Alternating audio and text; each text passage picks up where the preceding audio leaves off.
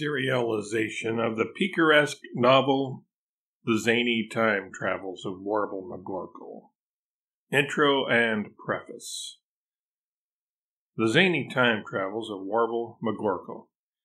Being an account of Warble's travels into the past to alter history, wherein he bungles everything up almost beyond belief and gets into big trouble.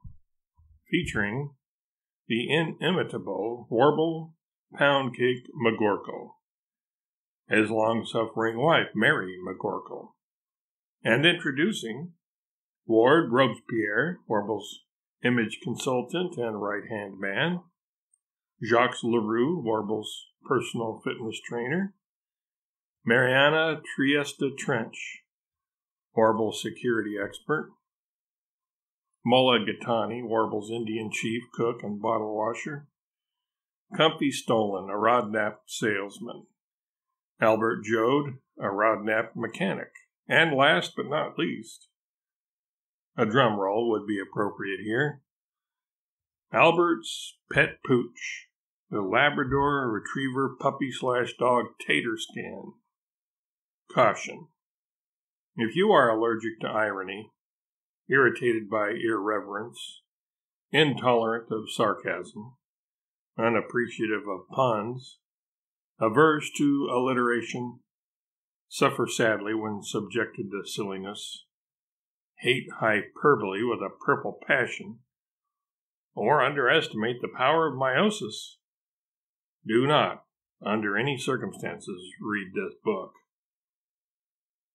Contains no profanity, contains megadoses of hilarity and hysteria. Preface. You may not be familiar with Warble McGorkle unless you read a book called The Wacky Misadventures of Warble McGorkle by a certain Blackbird Crow Raven, who I think is some sort of mysterious recluse or other type of lunatic. Okay, you probably figured it out anyway. I'm actually him. If you are unfamiliar with this book's protagonist, it will help you to understand this tale if you first know at least a few things about him. For example, you should know that Warble McGorkle started out as a megalomaniacal, paranoid, lower tax bracket type of person, and then became a megalomaniacal, paranoid, filthy rich. No taxes at all via myriads of loopholes discovered by fancy pants lawyers, person by means of several silly but serendipitously successful schemes. Since you probably want to get filthy rich too, you might want to know just how Warble did it. Without further ado, he, among other things, 1. Started a new musical genre when he formed a polka punk band. 2. Created a no prison bars barred reality TV show called Bad Boys Behind Bars, which was filmed in federal penitentiaries. 3. Reinvented himself as a swankily outfitted superhero, namely the colorblind chameleon. 4. Founded a biotech concern that altered people's personalities by means of custom manufactured designer pills. At the end of his so-called wacky misadventures, Warble resigned his post as President of the United States, a job he was able to finagle his way into after learning the ropes of dirty politics as governor of Wisconsin under the tutelage of crafty old Whortleberry Dane, and returned to private life. Not one to lay in a hammock or play golf all day, though. In the meantime, Warble has increased his personal fortune through connections he made during his tenure in public office. It may interest you to find out just how Warble increased his already substantial real estate holdings, stock portfolios, and enormous bank account. But do not try this at home, folks. First, Warble contracted with the United States government to eradicate all spam. While the government intended to have unwanted emails, which were wasting everyone's time and killing the GDP, nipped in the bud, or nipped in the butt, as Warble put it, Warble had the pressed meat in mind. To kill the market for spam, Warble sent everyone in the country an email containing a rumor that spam is an acronym for the ingredients used in the substitute ham. In the mass email he disseminated, Warble claimed that these ingredients were spinach, possums, called opossums by librarians, wildlife biologists, and other snobs, arsenic, and marshmallows. Thus, spam was ruined and went bankrupt. Naturally, the government brought suit against Warble in an attempt to avoid paying him the exorbitant fee he had successfully negotiated, $3.14 billion.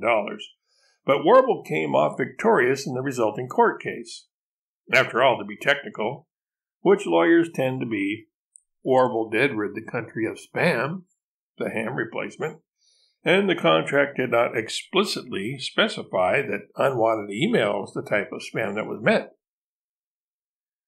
Following his victorious day in court, Warble emailed everyone in the country with news of his glorious and splendiferous vindication in the proverbial halls of justice. He also let them know that it was now safe, after all, to eat spam, which in actuality contains no spinach, possums, arsenic, or marshmallows, but rather CPS, MS, WS, SN, chopped pork shoulder meat, sugar, water, salt, and sodium nitrate. Our hero, anti-hero more like, made a few million more by writing a best-selling diet book, wherein he guaranteed that anyone who followed his eating regimen would lose a minimum of 25 pounds or 10% of their body weight, whichever was the smaller net amount, a qualification that was printed in an exceedingly tiny font size. The guarantee was null and void, though, if the dieters failed to keep secret the details of the diet. The crux of Warble's incredible shrinking wonder diet was that the dieter enumerated his 10 least favorite foods, and these then became the only foods he was allowed to eat.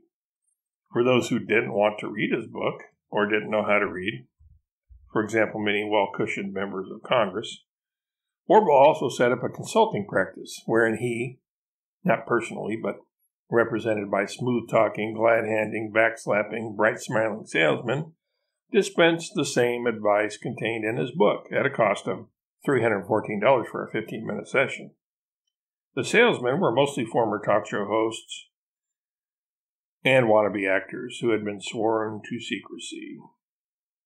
Warble paid them $3.14 an hour for their services.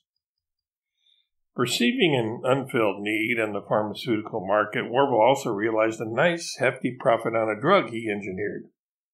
Recognizing that most of today's world travelers are old hippies who converted to crass commercialism and capitalism once their parents' money had run out, and are either traveling on business or spending their hard-earned dough on exotic vacations in the far-flung corners of the world, eco-touring and otherwise soothing and pampering their tortured souls. Warble designed and marketed a new medication to prevent air sickness called Warble named it because it is a transcontinental medication. As Warble foresaw that it would be, was a big hit with the jet-set, jet-lag crowd. So then, to make a long, tedious story somewhat concise, after making oodles of money in the music, television, and pharmaceutical businesses, as well as the post-presidential spam scam, Warble doesn't have any real need to earn cash, and it is hard to get motivated to make money when you have all you could conceivably need, want, or even dream of, especially when it's just you and your wife to support. With no kids to whom to leave the estate, no political affiliations to support, since serving as president, Warble has lost all respect for politicians, no religious mendicants on the dole, no feelings of great responsibility towards alma maters. Warble was a high school dropout, thinking he already knew everything all the teachers combined knew. There's just no incentive to amass any more money or material goods. Altruism now drives Warble, or so he thinks. or at least claims, but old predatory habits die hard, as we will see. Note, a word to the wise, and all others who have read this far.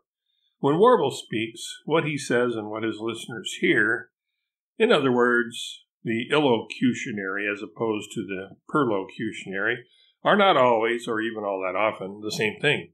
To make clear Warble's thought process, his words are spelled according to what he is thinking, not what is perceived by others, and certainly not always according to what is correct from an orthographical perspective. For those still in the dark, a couple of examples should suffice. 1.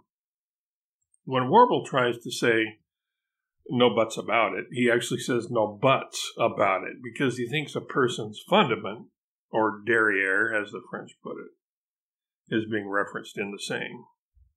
2.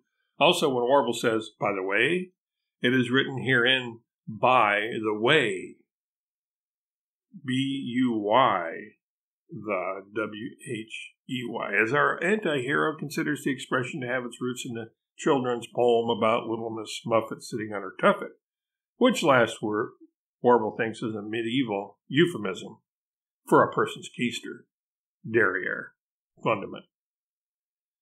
So, do not think the editor was incompetent, inattentive, drunk, or otherwise shirking his duty when you see anomalies in Warble's speech.